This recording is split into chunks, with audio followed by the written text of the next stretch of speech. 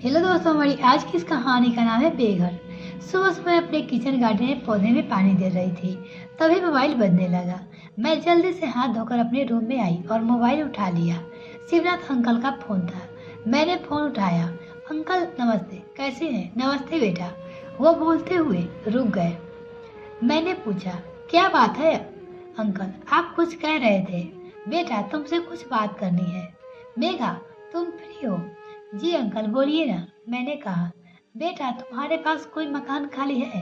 मुझे किराए पे घर चाहिए। यह आप क्या कर रहे हैं अंकल? आपको किराए का मकान चाहिए? मैंने आश्चर्य से कहा, हाँ बेटा, मैंने अपना घर बेच दिया। उन्होंने लंबी सांस लेकर कहा, क्या करता? तुम्हारी चाची जिंदगी और मौत से जूझ रही है। उन्हें बचाने के लिए मैंने अपने आप अंतिम सांस तक लड़ूंगा, चाहे उसके लिए मुझे अपने आप को ही बेचना पड़े। घर क्या है? हाँ चाचा। अंकल जी, आप बिल्कुल सही किया। मेरे पास घर खाली है। ठीक है, मैं आज ही सामान रखवा देता हूँ। अंकल, आंटी को क्या हुआ है? क्या बताऊँ मेघा, 11 महीने से अस्पताल के चक्कर काट रहा हूँ। अब जाकर पता चला है कि उन्हें ब्रेन में कैंसर है, वो भी लास्ट स्टेज का। तत्काल ऑपरेशन की आवश्यकता है। तुम्हें तो पता है मेरी हालत क्या है। मेरे सारे फिक्स डिपॉजिट सारे रकम खर्च हो गए, सिवाय घर के। वो भी घर आज मैंने बेच दिया।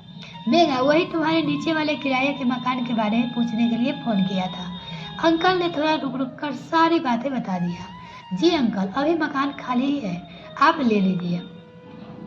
भगवान करे तुम्हें हर खुशियाँ मिल जाए। मैं आज ही सामान लेकर तुम्हारे घर भिजवाता हूँ।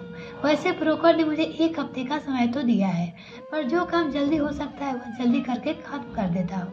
तुम्हारी चाची अस्पताल से लौट कर आएगी तो कम से कम कोई ठिकाना तो रहेगा ना। मेघा बेटी, बहुत बहुत धन्यवाद। यह आप क्या कह रहे हैं अंकल? ऐसा मत बोलिए। शिवनाथ अंकल ने फोन रख दिया। शिवनाथ अंकल मेरे पापा के दोस्त थे। मेरे बचपन बनारस में भी था, जहाँ पापा और शिवनाथ अंकल एक साथ एक बैंक में काम करते थे। लंबी नौकरी के कार्यकाल में इधर उधर ट्रांसफर होने के बाद शिवनाथ अंकल ने मिर्जापुर में बहुत ही ज्यादा पसंद आ गया। उन्होंने वही जमीन लेकर अपना एक सुंदर सा आशियाना बना लिया था। दूर होने के बाद भी पापा और शिवनाथ अंकल के बीच की दोस्ती और रिश्ते में कोई कमी नहीं आई थी। जब भी छुट्टी होती शिवनाथ अंकल हमारे यहाँ आते या फिर पापा उनके पास जाते।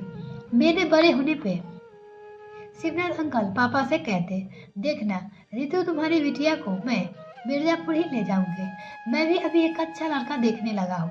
अगर जो वो मिर्जापुर का नहीं हुआ तो आप। पापा मजाक करते हुए शिवनाथ अंकल कहते हैं, मैं ना जहाँ पर जमीन खरीदता हूँ उसके घर बनवा कर दूंगा। लेकिन है हमारी मेजा आएगी तो मिर्जापुर ही हंसी मजाक कर कर दौड़ अचानक ही सच हो गया, जब विद्युत के पापा ने मेरे घर के रूप में खोज लिया था। वो मिर्जापुर में ही काम करते थे। मेरे ससुर ने अपने जीवन काल में ही अपनी संपत्ति का बंटवारा कर दिया था। धीरे धीरे अपने हिस्से की जमीन में विद्युत ने किराए के मकान बनवाने शुरू कर दिया, उन्हें किराए पर देना शुरू कर दिया, जिससे साइड में इनकम आती रहे। शिवनाथ अंकल का घर मेरे ससुराल से थोड़ी दूर पर था। बहुत ही सुंदर आशियाना उन्होंने बनाया था। कभी भी यह नहीं सोचा था कि एक दिन ऐसा आएगा कि शिवनाथ अंकल मेरे घर किराएदार बनकर आ जाएंगे। तभी ट्रक की आवाज से मेरे विचार टूटे। मैं बाहर निकलकर देखी शिवनाथ अंकल का सामान आ चुका था। आइए अंकल, मैं चाय बनाती हूँ। ठीक है बेटा। बुक्स एंड क्रैक्स वाले सामान अरेंज कर रहे थे। मैं अंकल के लिए चाय बना रही थी। पता नहीं बिटिया, तुम्हारी चाची वापस आएगी भी या नहीं। मैंने तो अपना सब कुछ लुटा दिया। अब तो कुछ भी नहीं है मेरे पास। एक छत रखा था अपने लिए, वो भी बिक गया। शिवनाथ अंकल रो रहे थे। शिवनाथ अंकल ने अपने दोनों बच्चे से पहले ही संपत्ति का बंटवारा कर दे दिया था। यह घर उसके और उसके पति के नाम का था। आज वो अभी नहीं रहा। अंकल आप चिंता मत कीजिए, आंटी वापस जरूर आएगी। अंकल दोनों बेटे बाहर नौकरी करते थे।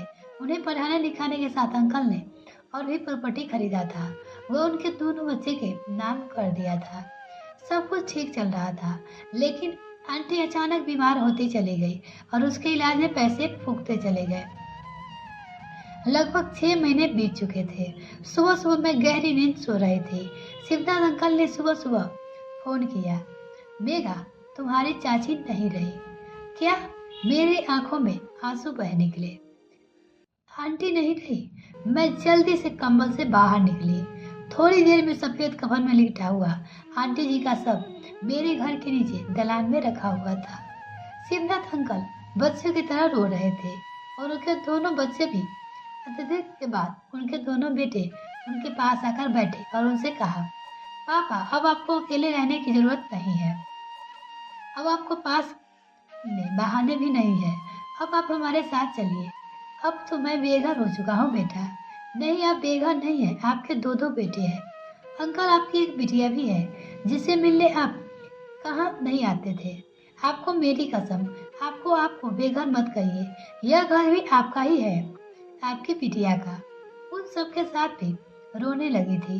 हाँ बेटा, मैं बेघर कहाँ हूँ, मेरे पास तो 3 घर है। शिवनाथ अंकल रोते हुए भी मुस्कुराने लगे। ये कहानी आपको कैसी लगी मुझे कमेंट करके जरूर बताइएगा। तो अगर मेरे चैनल को अभी तक सब्सक्राइब नहीं किया तो प्लीज़ मेरे चैनल को जल्दी से सब्सक्राइब कीजिए। मिलते हैं फिर किसी और वीडियो में, तब तक के लिए bye. Thanks for watching this video.